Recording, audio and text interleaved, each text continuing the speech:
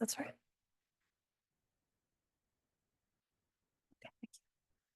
All right, can everyone hear me?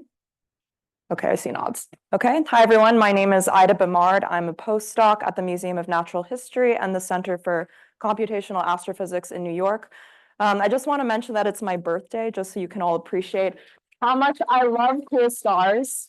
Thank you. But I am very excited to be here today to tell you about some work I've been doing on using data-driven tools to measure the abundances of a wide set of elements in M-dwarfs and applying this method to large M-dwarf samples in the Sloan Digital Sky Survey. So in general, it's really important for us to develop robust methods of characterizing M-dwarf stars because M-dwarfs are the most common type of star in our galaxy. So they make up about 70% of our solar neighborhood. But the cool temperatures of M-dwarfs allow molecules to form in their atmospheres, which makes it very hard to model their spectra and to extract information out about their chemical compositions. And that's because molecules contribute these dense forests of spectral lines in the optical and near infrared regions of spectra. So in this plot here, I'm showing 3 examples of synthetic spectra generated with the code spectroscopy made easy. They're organized from hotter to cooler from top to bottom in this plot. And you can see that the bottom spectrum, which corresponds to a cool M-dwarf, looks a lot more complex looking because of these complex molecular lines. And in general, we don't have a good handle on these molecular lines in terms of their positions, their opacities, and strengths. And for that reason, it's very hard for physical stellar models to model them. So that means that spectral synthesis codes, which make use of these stellar models, they're pretty good at modeling warmer stars like in the solar-like regime, but they really struggle in the M-dwarf regime. So certain studies have gotten around this by constructing their own custom line lists for use with spectral synthesis codes that include more M-dwarf spectral features. They often take advantage of empirical relations between different elemental abundances, maybe how those abundances change as a function of temperature. But in general, these types of analyses are very time consuming. So they've only really been used to characterize small samples of M-dwarfs, like maybe 20 stars at a time. So another thing we can do is we can just bypass stellar physical models altogether. So in this project, we're making use of a data-driven framework, the Canon, which allows you to basically infer abundances and parameters of stars given just their spectra. So it doesn't make use of stellar models at all. It's named in honor of astronomer Annie Jump Cannon, who worked at Harvard College Observatory and who led the efforts to establish the first and still current stellar classification system. So the Canon uses stellar spectra to infer stellar parameter and abundance labels, where labels is just like a machine learning terminology thing that just refers here to abundances and parameters in stars. And the Canon can predict for whatever labels you want it to, like temperature, log G, different elemental abundances, as long as you have that information in your training set. So more on that. So the Canon works via a 2-step process. So in the first step, or the training step, we use a training set of stars that have spectra and well-measured abundance and parameter labels to establish a set of flux models where there's one flux model at every pixel in the wavelength range of our spectra. And then in the second step, or the test step, we apply that set of flux models to stars given their spectra so that we can determine their abundance and parameter labels. So because the Canon is actually using a set of flux models, it is actually fitting a synthetic spectrum to the empirical spectra. So I'm showing an example of that here with the real spectrum plotted in white and the Canon spectral model fit in red. So we can do this for every star in our test step, and then we are able to infer the abundance and parameter labels. So in the past, studies have used the Canon to infer iron abundances for M-dwarfs. And this was possible because iron is a relatively easy element to measure. And that's because it has a lot of strong, well-characterized lines. So for that reason, it was possible for us to construct training sets of M-dwarfs with well-measured iron abundances. But here, for the first time, we're using the Canon to actually measure abundances for a wide set of elements in M-dwarfs beyond iron, which has never been done before. So we illustrate that first with a small sample of M-dwarfs published by Suoto et al. In 2022, where the authors measured a wide set of elemental abundances for about 20 M-dwarfs using a custom line list. So we applied the Canon to this sample via a leave one out cross-validation scheme, which I'm not going to explain here, but if you want to know more, ask me later.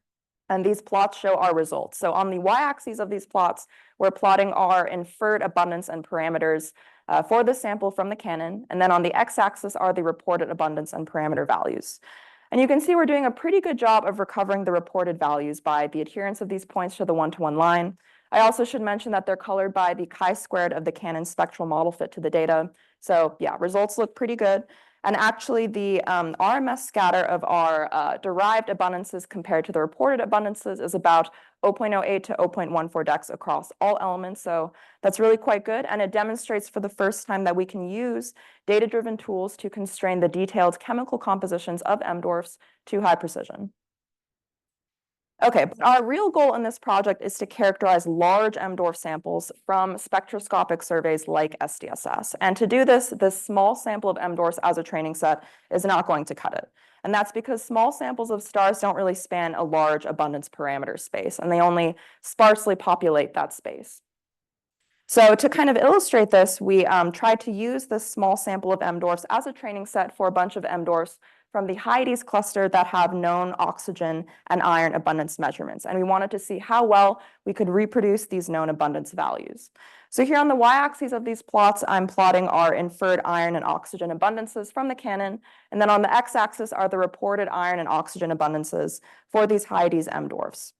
So you can see that we're actually not doing a terrible job, even with this small training set. The points kind of cluster around the one-to-one line. But you can definitely see that there are some outlier stars that are far from the one-to-one line. So it really demonstrates that this small sample of stars is not a good training set if you want to like infer abundances for just like a randomly selected M-dwarf oftentimes. So what we need to do is that we need to construct a larger, more diverse training set of M-dwarfs. So to do this, I used SDSS 4 and 5. So SDSS actually has a built-in stellar abundance pipeline called ASPCAP, which makes use of stellar models and spectral synthesis code. So for that reason, it is pretty good for solar-like stars, but it's not very reliable for M-dwarfs. So how did we use it to construct an M-dwarf training set? So what I did is that we looked for binaries in SDSS, where one of the binary stars is a solar-like dwarf, and the other is an M-dwarf. And because the ASPCAP stellar abundance pipeline in SDSS is good for solar-like dwarfs, we know that the solar-like dwarf abundances are accurate. And then what we can do is we can tag the M-dwarf companion with the ASPCAP abundances of its solar-like binary companion. And that's because we can assume that binary stars were born from the same molecular cloud and formed from the same material. And so we can assume that they are chemically homogeneous.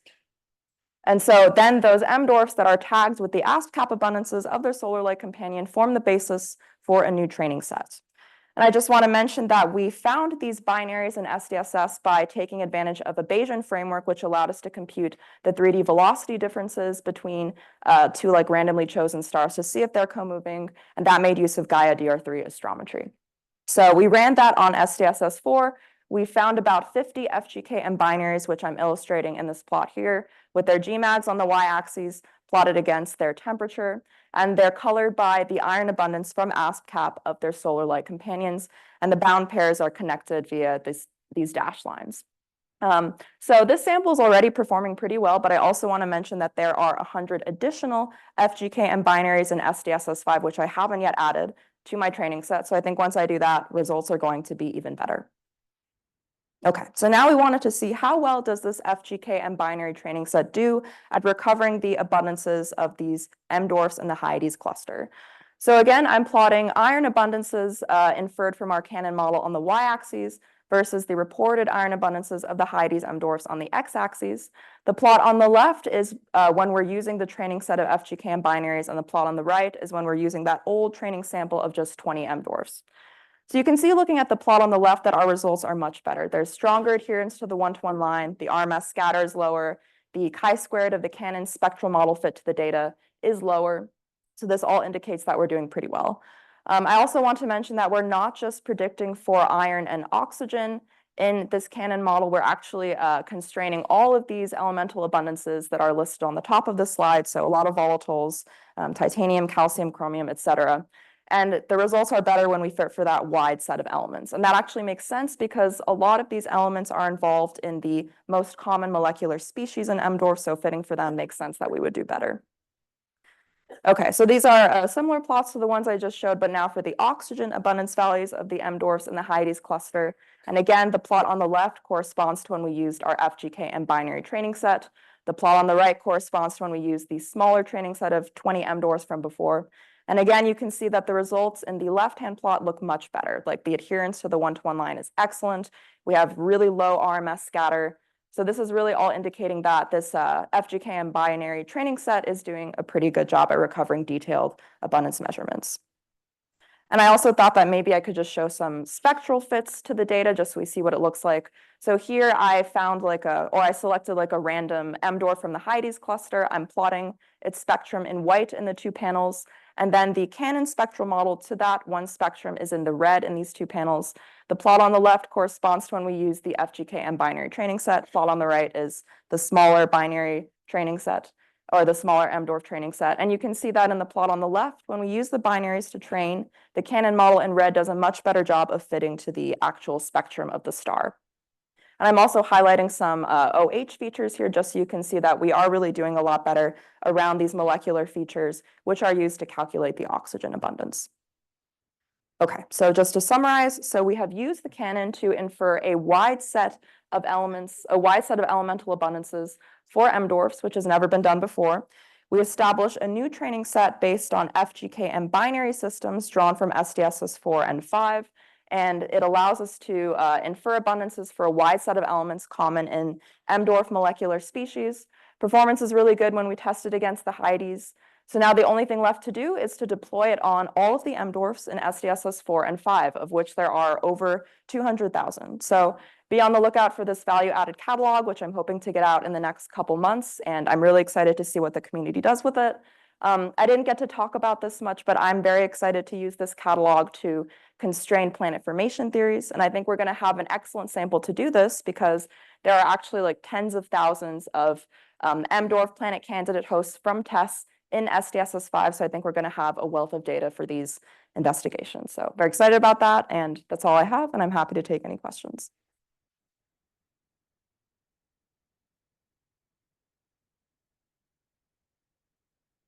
Keep your hands up. We'll try and get to a few of these.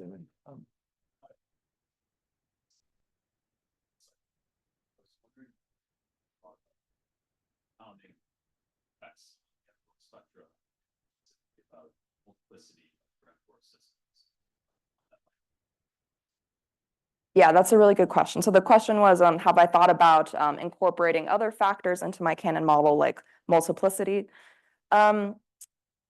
Not really. That would be very interesting. I'm not really sure how I would do that because I don't know if there's like a certain like spectral feature that would like change with regards to multiplicity in an mDORF system, but maybe there is. That's definitely something interesting to think about. But yeah, incorporating like other parameters, like say magnetic activity or potentially multiplicity, that's definitely something that could be very interesting.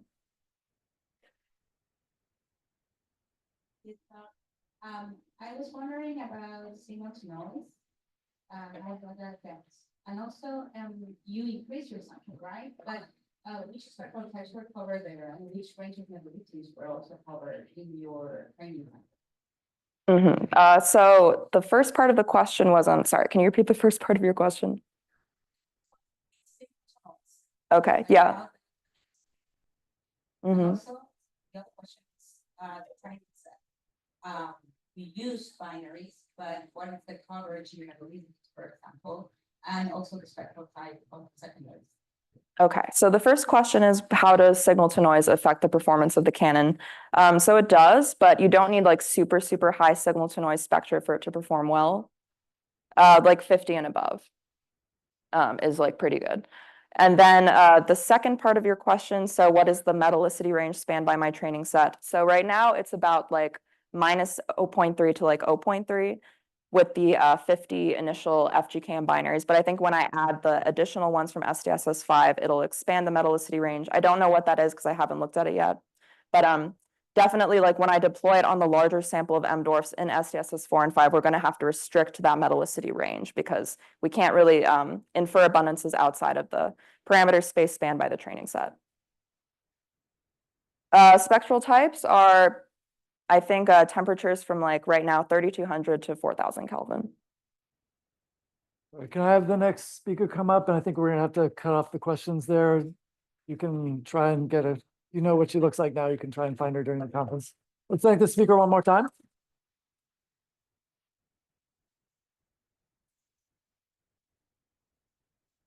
Sorry, critical comment. Happy birthday.